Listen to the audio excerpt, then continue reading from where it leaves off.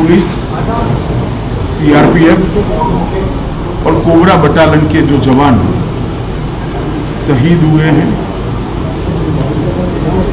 उनको मैं भारत सरकार की ओर से, पूरे देश की ओर से, देश के प्रधानमंत्री श्री नरेंद्र मोदी जी की ओर से श्रद्धांजलि देता हूं। उनका ये सर्वोच्च बलिदान व्यर्थ नहीं जाएगा।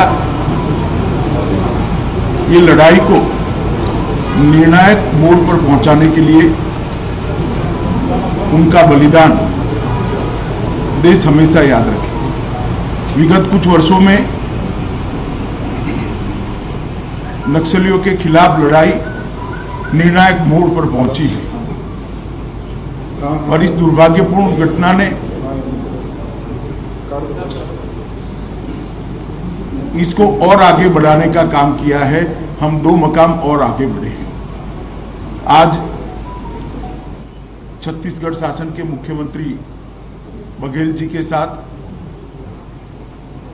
सभी फोर्स के अफसरों के साथ अभी रिव्यू मीटिंग भी की और रिव्यू मीटिंग के अंदर ये लड़ाई की गति किसी भी तरह से कम न हो, ये सुझाव अफसरों की ओर से ही आया, जो बताता है कि हमारे जवानों का मोरल अभी भी इंटैक्ट है और आगे बढ़ा है। और मैं देश को विश्वास दिलाना चाहता हूं कि लड़ाई रुकेगी नहीं और गति के साथ आगे बढ़ेगी और इसको हम अंजाम तक ले जाएंगे। ये लड़ाई में अंत में नक्सलवादियों के खिलाफ हमारी विजय निश्चित है। विगत 5-6 सालों के अंदर छत्तीसगढ़ के अंदर जितने भी कैंप अंदर तक ले जाने थे, उसमें काफी बड़ी मात्रा में हमें सफलता मिली है। छत्तीसगढ़ शासन और भारत सरकार ने मिलकर अंदर जाने की गति को बढ़ाया है और उसी ही जुल्लाहट में इस प्रकार के घटनाएं सामने आती हैं। विकास के मोर्चे पर भी ढेर सारे काम हुए हैं।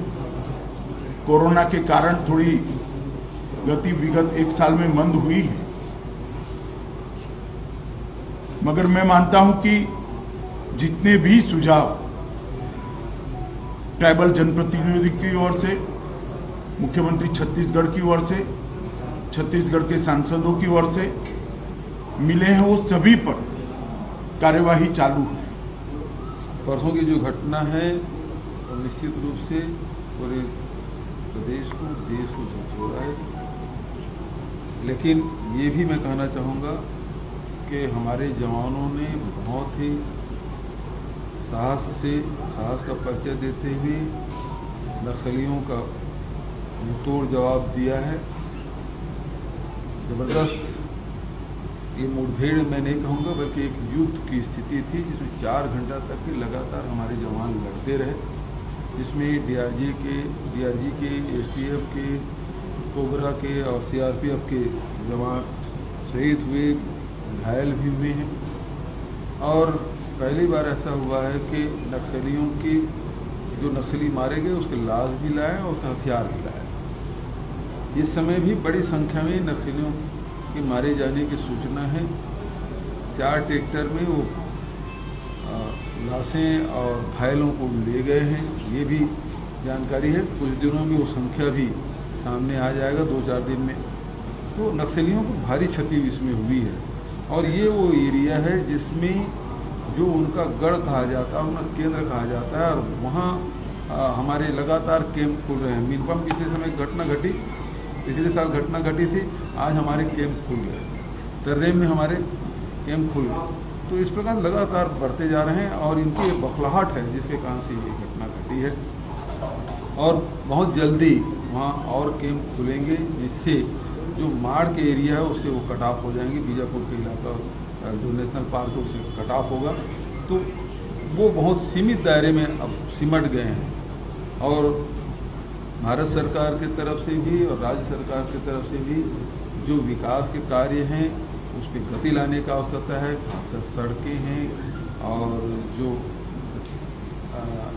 टेलीफोन की कनेक्टिविटी है और रोजगार के काम है, इसमें हम लोगों को तेजी लाने की आवश्यकता है। और इस दिशा में अभी बातचीत भी हुई है और सार्थक बातचीत हुई है और केंद्र के बल और राज्य के बल के जो दोनों अधिकारी हैं